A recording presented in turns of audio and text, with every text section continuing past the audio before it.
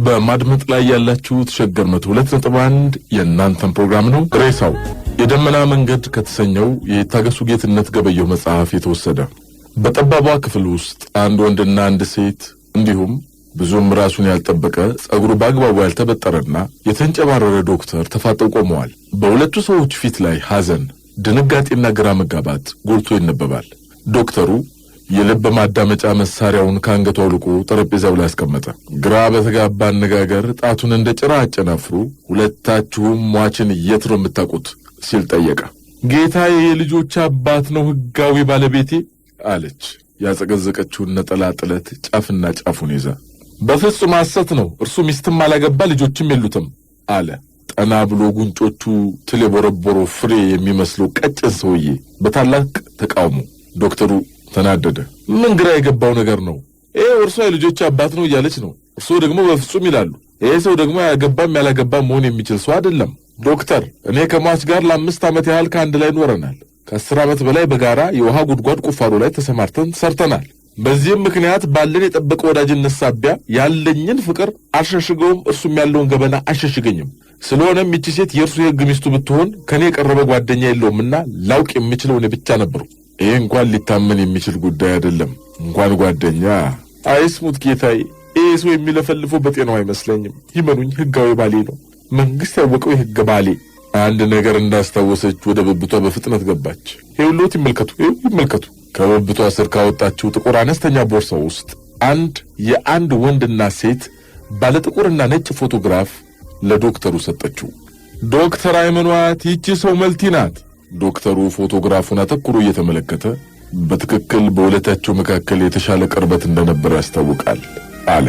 ፎቶግራፉ ላይ አይኑን እንደተከለ የተጋባን ሰሞኑን የተነሳ ነው።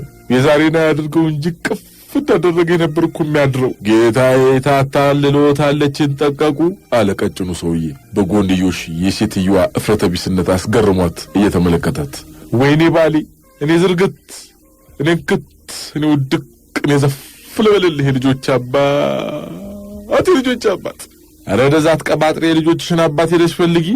ሴትዮዋ በቀጭኑ ሰውዬ ላይ አፈጠጠችበትና ተመልሳ ወደ ለቅሶ አገባች። ለማይረባ ይድር ብር ብለሽ ኩነኔ ባትገቢ ይሻላል። ሴትዮዋ ካወጣችው የቦርሳ ውስጥ የተጣጠፈ ወረቀት አወጣችና ይኸው ጌታዬ ይመልከቱት፣ ይኸው ጌታዬ፣ እርሱ የተማሩና ዕውቀት የዘለቁት ኖት።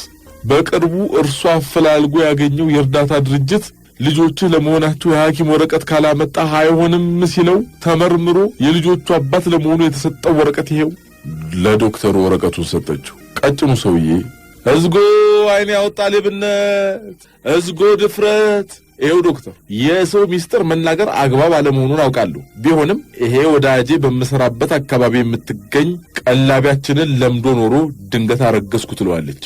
እርሱም በተፈጥሮ መውለድ የማይችል ለመሆኑ ያስመሰከረበት ሐኪም ወረቀት በሞተ ጊዜ ከኪሱ ተገኝቷል። ይሄው በእጄ እንዳያስኩታለ ይሄው አለና ከኪሱ ውስጥ ከበርካታ የወረቀቶች ጥቅል ሁለቱን መርጦ ለዶክተሩ አቀረበው። ዶክተሩ ግራ በተጋባ ገጽታ ተሞልቶ የሁለቱንም የሐኪም ማስረጃ ገልጾ ጠረጴዛ ላይ ከዘረጋቸው በኋላ በጥንቃቄ ያያቸው ገባ። ወደ መጨረሻ ላይ አናቱን በድንጋይ እንደተመታ ሁሉ ድንዘዝ ብሎ ቀረ። በሁለቱም ወረቀቶች ግርጌ የተፈረመው ፊርማም ሆነ የተረጋገጠው የስም ቲተር በትክክል የእርሱ ነበር። እንደገና ሁለቱንም ወረቀቶች ከላይ አንስቶ አነበባቸው። ትዝ አለው። ሁለቱንም ደብዳቤዎች በደላሎች አማካኝነት ጥቂት ፍራንክ ተቀብሎ ግሮሰሪ ውስጥ ባንኮን አስደግፎ የፈረመባቸው ወረቀቶች ነበሩ። የቅሌት መጨረሻ ይሏል ይሄ ነው። ብዙ ጊዜ አንድ ነገር እናነሳና የሚገርመንን ሊሆን ይችላል ወይም ሌላ ነገር አንድ ሰሞን ብቻ አውርተን እንተዋለን። እስኪ አንድ ሰሞን አውርተን ከተብናቸው ሐሳቦች አንዱን ዛሬ ላስታውሳችሁ። ሀብታሙ ስዩም ጸሐፊው ነው። ያችን ልጅ ጠጣናት ርዕሱ። ደቡብ አፍሪካ በሚባል ሀገር በዛች ልጅ ደቡብ ክፍል በኩል ጉር ተሰራን። ኢትዮጵያውያን አትሌቲክስ ከሚለው ቃል በመቀጠል የሚያስጠራት ላይቭ ሲክስ የሚለው እንደሆነም ታወቀ። መጀመሪያ ጉድ ተባለ፣ በኋላ ቬሪ ጉድ የሚሉ መጡ። ያች ልጅ ከሴራሊዮናዊ ጋር አንሶላ ተጋፈፈች። 9 ወር ሳይሞላው በመላ ኢትዮጵያ ክርክር ወለደች። ከክርክሮቹ ሁሉ ግን የጦፈው በዚህ ድራፍት ቤት በዚህ ጠረጴዛ ላይ እየተደረገ ያለው ሳይሆን አይቀርም። እላኛው ሞገሴ ስሜት አልባው ይጋረድ ሙዚቀኛው ቀረሮና እኔ ባለንበት ጥግ ላይ በሰላም እየጠጣን ነበር። እንደምታውቁት ወዝ አልባ ሙዚቀኛ ጭር ሲል አይወድም። ሙዚቃው የነሳን ሰላም ሳያንስ ቀረሮ ራሱ ብጥብጥ አስነስቶ ቁጭ አለ። በነገራችን ላይ ልጅቱን በማስመልከት ነጠላ ዜማ እየጨረስኩ ነው። እንዴ ልማዱ ነው ግን ምንም ነገር ይፈጠር ነጠላ ዜማ ሰርቶ ወደ ኢቲቪ ይሮጣል። በብዙ ነገሮች ላይ ነጠላ ዜማ ሰርቷል። የእናቱ ነጠላ ጫማ የጠፋበት ቀን ላይ ሁሉ ነጠላ ዜማ ሰርቷል። ለብዙ ጊዜያት ሙዚቃ አትችልም እያልን ልናተርፈው ሞክረን ስልችት ሲለን ግን በነጥላውን ዘመን ተፈጥረ ቢሆን ኖሮ የጥላውንን ጥላት ሆን ነበር እያልን በጫጫታ ልመለስ ያለንን በጭብጨባ ልንገድለው ወሰንን። ሞገሴ ብቻ ነው የማይታገሰው። አንተ የዜማው እኮ ከሙሉ ቀን መለሰ ሰውነቱ የተወሰደ ነው አረፈር ይለዋል። ሁለታችን ከፈራችንን በመጠጫው ላይ መርገን ዝም አልነው። ዝምታችንን ከይሁንታ እኩል አድርጎ በሙሉ ቀን ዜማ ላይ በጎዶሎ ቃል የመጡለትን ግጥሞች ጨምሮ ያንቆረቁር ጀመር። ጣይቱን እያሰብኩ ኮራ ነበረ፣ ተዋቡን እያሰብኩ ኮራ ነበረ፣ እሷ እፈጠር ብላ አንጀት ያረረ ሰውነቷ ቲቸር ነኝ ማለቷ አይልም። ሂደህ ዝጋ አንተ። ለምን በቃ ዝጋ በእናትህ አንተ ዝጋ እስቲ። ውይ ሞገሴም አንባረቀበት። እንዴት ነው አለ ቀረሮ በጉጉት። ምኑ? ግጥሙ በጣም አሳፋሪ ነው። ግጥምን ሰምቶ በቦክስ ሊገጥም የሚመጣ ብዙ ሰው ሊኖር ስለሚችል እኔ ልምከርህ የጸጋዬን ግጥሞች እያነበብክ በጸጋ ብትኖር ይሻላል። አወይ መቃጠል። በእውነቱ ለመናገር እኮ በዚች ልጅ የተነሳ ሀገራችን ተደፍራለች።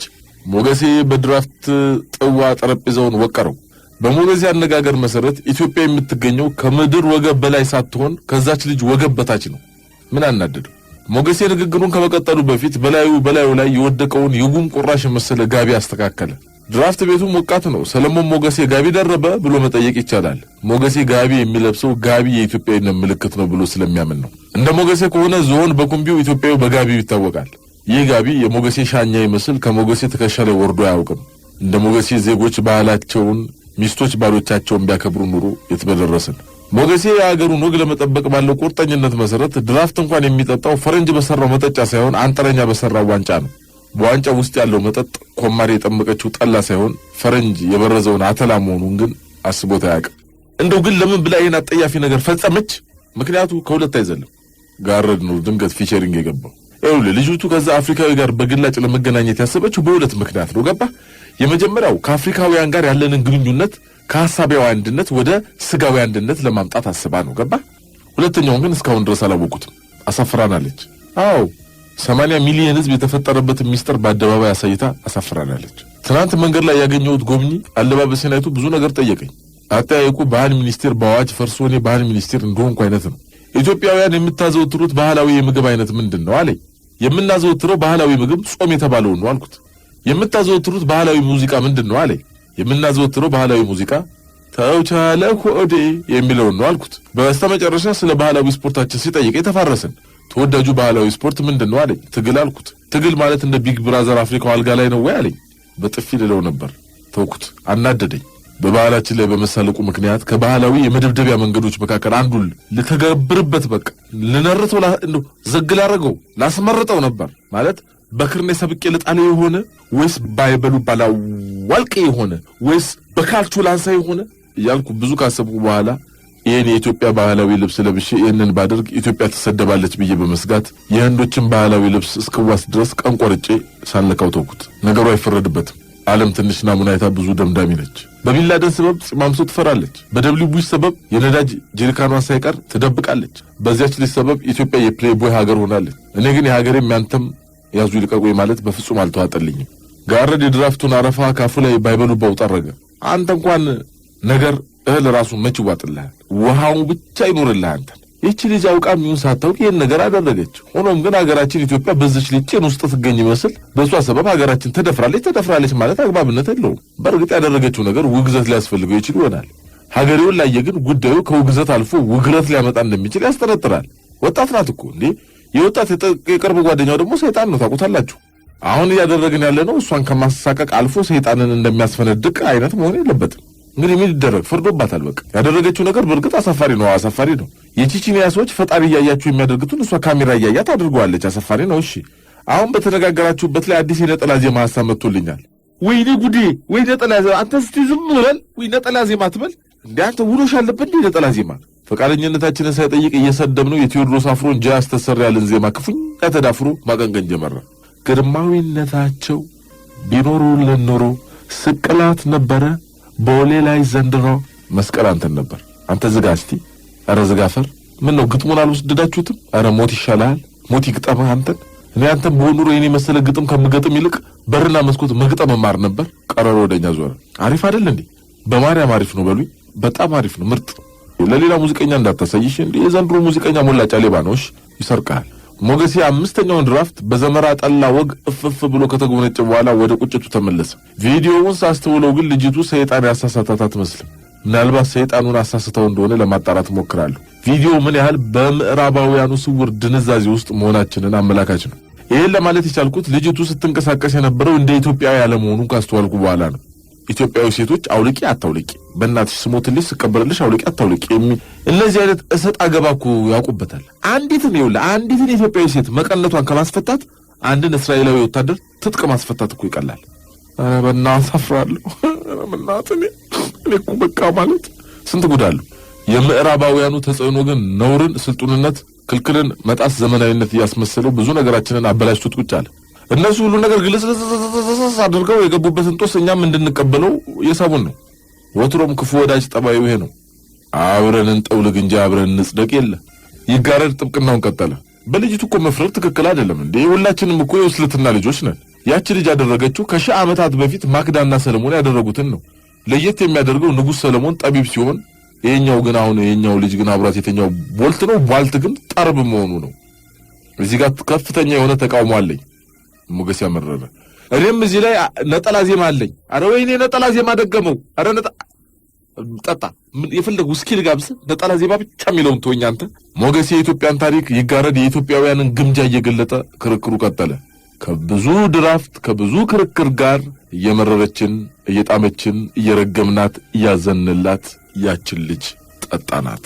ከእፍታ ቅጽ 5 ላይ ባንድ የጉብኝት ወቅት አንድ ገጠመኙ የማያልቅ ሰው ያጫወታቸውን ካሰፈሩት አንድ ላጫውታችሁ። እንዳልኳችሁ ይላል ሰውየው ወሬውን ሲጠርቅ፣ እንዳልኳችሁ የዲያብሎስ ታናሽ ወንድም ነበርኩ። ዘጋምባ ባላለሁ።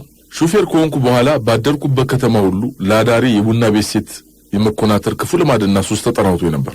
አንድ ጊዜ ግን ደሴ ላይ የቤት ልጆችን የሚያገናኙ ደላሎች አሉ የሚል ወሬ ሰምቼ ደላሎቹን አፈላልጌ ያገኘኋቸው። እንደ ጆቶኒ ያለ ሳንቲም የማይንቀሳቀሱ ቆቅ ነገር ነበሩ ልጆቹ። በአንድ አፍታ የ5 ሴቶችን ስም አንበል ብለው ሲያበቁ ያሻህ ምረጥ አሉኝ። አስቸጋሪ ነው። ሴት ታይታ ትመረጣለች እንጂ እንዴት በስም ብቻ። የሆነ ሆኖ ከቡና ቤት ሴት የቤት ልጆች ይሻላሉ አልኩና ማማረጥ ጀመርኩ። ለምርጫ ከቀረቡልኝ መካከል የሁለቱ ቅጽል ስም ቢጤ ነበር። እነዚህም ስሞች ቻይናና ማራዶና የሚሉ ነበሩ። እንግዲህ ቻይና የተባለችው አይነ ምስር አፍንጫ ደፍጣጣ ልትሆን እንደምትችል ገመትኩና ዘለልኳት። ልቤ ማራዶናን ፈቀዳት። ማራዶና የሚል ቅጽል ስም የተሰጣት እንደ ማራዶና ፈጣን በመሆኗ ሊሆን እንደሚችል በማሰብ በአስቸኳይ ማራዶና ትምጣልኝ ስላዘዝኩ፣ በእርግጥም ደላሎቹን ማራዶናን እያዋከቡ አመጡልኝ። ነገሩን ስገነዘብ ታዲያ እንደ እብድ በባዶ ሜዳ ከመሳቅ በቀር የማደርገው አልነበረኝም። ልጅቱ ማራዶና የሚል ቅጽል ስም ያገኘችው ለአንድ ዓመት ያህል ከሰውነቷ ላይ ተለይቶ በማያውቀው ቱታ ምክንያት ነበር። ቱታዋ ደግሞ ማራዶና በሚል ጽሑፍ ተንቆጥቁጦ ነበር። የእኔ ጉር ተወርቶ ያልቃል። እንዴት ከአካባቢዋ ብን ብዬ እንደሄድኩ እኔ ብቻ ነኝ የማውቀው። የሁለት ሐውልቶች ወግና ሌሎች ከተሰኘው መጽሐፍ የክፋት ሶፍትዌር የሚለውን ልጋብዛችሁ። መቅደመ ነገር ሰውየው ወደ ፈጣሪው ይጸልያል። ሲጸልይም ባክህን ከሰው ሁሉ በላይ የምሆንበት ነገር ስጠኝ ይለዋል። ታዲያ የለመኑትን የማይነሳ የነገሩትን የማይረሳ አምላክ ጸሎቱን ሰማው። ምን እንድሰጥህ ትፈልጋለህ? ነገር ግን አስተውል፣ ለአንተ ነገር ከሰጠውህ ለባልንጀራህ 2 አድርጌ ሰጠዋለሁ ሲል ፈጣሪው መለሰለት። ሰውየውም ከፈጣሪው ከሚያገኘው ነገር ይልቅ በሌሎቹ ሊበለጥ መሆኑን ይበልጥ አሳስበው። እናም የምጠይቀው ነገር ጓደኞቼ ሊያንሱበት የሚችሉበትን ነገር መሆን አለበት ብሎ አሰበ። አስቦም አልቀረ መልሱን አገኘው። ፈጣሪ ሆይ አንድ ዓይኔን አጥፋልኝ ሲል ለመነ። ስለምን እንዲህ ሲል ለመነ ቢሉ እርሱ በጠየቀው መሰረት አንድ ዓይኑ ሲጠፋ የጓደኛው 2ቱም ዓይኑ ይጠፋላ። እንደምን እንዲህ ያለ ነገር ሊያስብስ ቻለ ቢሉ የክፋት ሶፍትዌር ተጭኗላ። ኢትዮጵያ እንዳታድግ ያደረጓት ፖሊሲ፣ መመሪያ፣ ቢሮክራሲ፣ አምባገነንነት፣ የመልካም አስተዳደር እጦት ምናምን ያልተባለ ነገር የለም። ነገር ግን አንድ ነገር የቀረ ይመስለኛል። በብዙ ሰዎች ዘንድ የተጫነው የክፋት ሶፍትዌር። መልካም ፖሊሲዎች በሌሉበት ዘመንና አገር መልካም የሰሩ ሰዎች ነበሩ። መልካም ሰዎች በሌሉበት ዘመንና አገር ግን መልካም የሰሩ ፖሊሲዎች ያሉ አይመስሉኝም። የአገሬ ሰው ድግሱን የሚያበላሸው አስተናጋጅ ነው ይላል። እውነቱን እኮ ነው።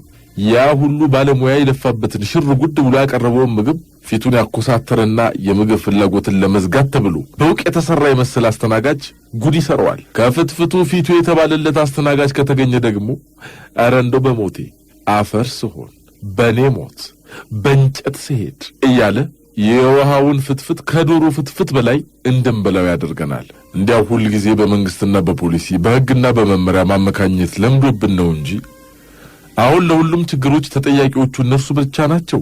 በሰው አእምሮ ውስጥ የተጫነውን የክፋት ሶፍትዌር የሚቀይር ካልመጣ እኮ ፖሊሲና መመሪያ ብቻቸውን አገርን አያሳድጉም።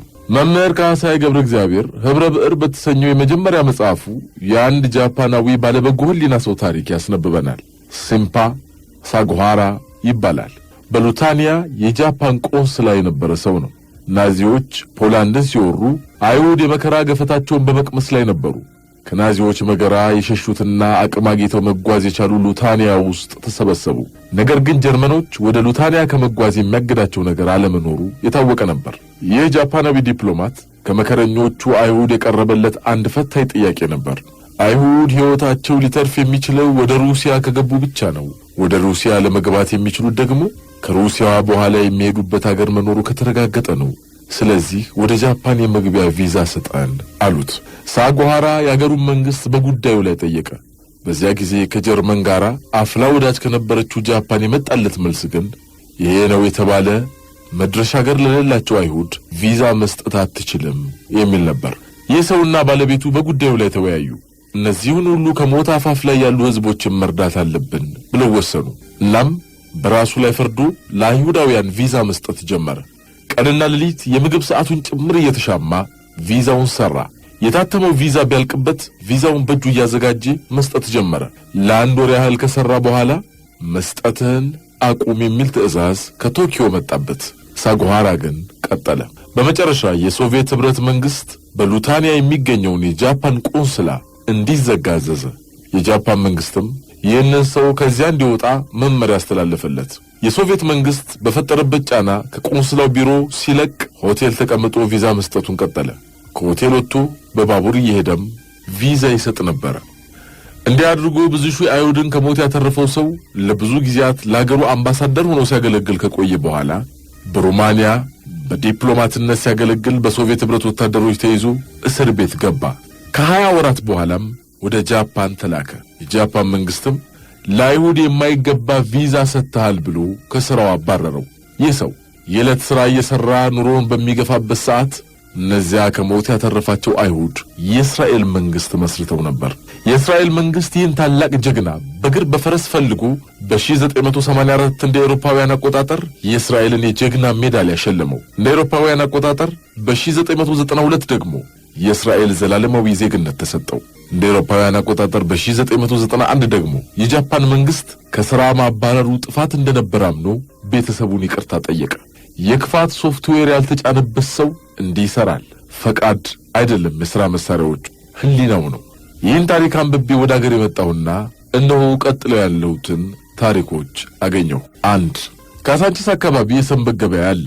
እኔም የውሃ መቅጃ ፕላስቲክ ባልዲ ለመግዛት ወደ ገበያው አመራው። ገና ወደ ገበያው ሲገባ በስተቀኝ በኩል የፕላስቲክ ምርቶች ተደርድረዋል። እኔም ይሄ ባልዲ ስንት ነው ብዬ ጠየቅኩ። የምትሸጠዋ ልጅ እንደተቀመጠች የቱ አለች። ይሄ መሬት ያለውን አልኳት። አይታየኝም። ነይና ላሳይሻ አልኳት ገርሞኝ። ይዘኸውና አትለኝም መሰላችሁ እንዴ? ልትሸጭ አይደል እንዴ የተቀመጥሽው ስላት ከፈለክ ይዘኸውና ብላኝ ረፍ። እኔም አይ ዕቃው እንዴት እንደማይሸጥ ለማሳየት ነው የተቀመጥሽው ማለት ነው ብዬ ትቻት ሄድኩ። 2. የገና በዓል ሊከበር 2 ቀን ሲቀረው አንድ ኤፍኤም ጋዜጠኛ ደወለልኝ።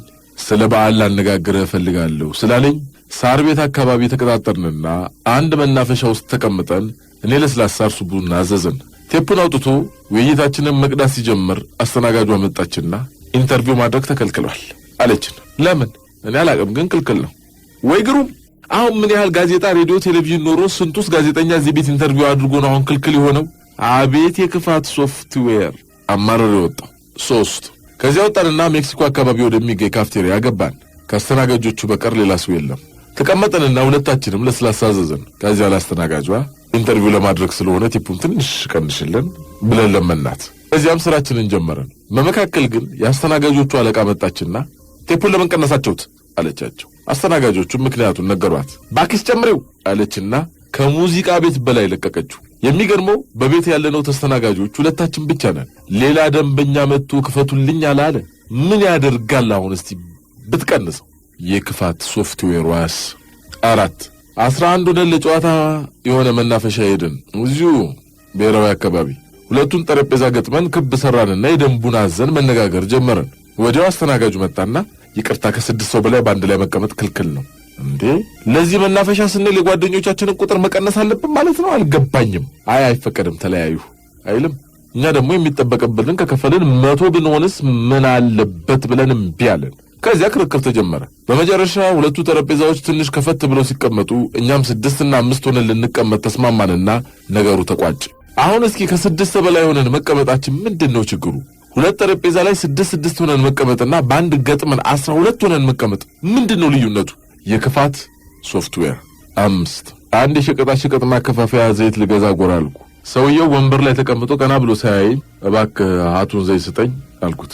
ስንት? 1 ለአንድ ብዬ ከመደርደሪያ ላይ አላወርድም እባክህ ሌላ ቦታ ገዛ። አሁን የነጋዴ እንዲህ ሰነፍ ያደረገው የክፋት ሶፍትዌር እንጂ የመንግስት ፖሊሲ እኮ አይደለም። የህንድ ነጋዴ ለአንዲት ሜትር ጨርቅ ክምሩን ሲነደው ቢያይ ምን ይል ነበር? አረ ሌላም ነገሩ ሰምቻለሁኝ እዚህ ጋር እንደው ሀገሩን እንዝለለውና በጫት የታወቀ ሀገር ነው። ጧት ሰውየው ሄዶ እባክህን አምፖል ስጠኝ ይለዋል። የለም እሱ እኮ ለመቃም እየተዘጋጀ ነው። ይኸው ለዚህ ያለ አይደል እንዴ ያየሁት አይደል እንዴ እሱ ላይ የት ላይ ይኸው ይሄን ነው። አዎ ክሽ መሬት ላይ የለም ሂደት እንዲህ አይነት ምን ጉድ አለ። የክፋት ሶፍትዌር የተጫነበት ሰው ዋና መለያዎቹ የበጎ ሕሊና ጦት፣ ምንጊዜም አንድ ነገር እንዴት እንደማይቻል ማሰብ፣ ሰውን ለመርዳት ሳይሆን ከነገር ለመገላገል ብቻ መፈለግ፣ ስንፍናና ልግመኝነት ናቸው። ይህ ሶፍትዌር የተጫነበት አይምሮ ማሰብ፣ መጨነቅ፣ መመራመር አይፈልግም። በተቻለው መጠን 99 የሚቻል ነገር ካለ የማይቻልበትን አንድ ነገር ነው የሚጠቀመው። ከመመሪያዎቹ ሁሉ የሚሸመድደው የመፍቀጃውን ወይም የመተባበሪያውን ሳይሆን የመከልከያውን ነው። 6 ትንሿን ታክሲ በኮንትራት ይዤ ለመሄድ 6 ኪሎ ቆሜያየ ነበር። አንድ ላዳ ታክሲ መጣና እጄን አወዛውዤ አስቆምኩት። እባክህን 4 ኪሎ ድረስ ውሰድ ብዬ ነገርኩት። በዋጋ ተከራከረን። በመጨረሻ እሱ 10 ብር እኔ 7 ብር በሚለው ሳንስማማ ቀርተን ተነስቶ ሄደ።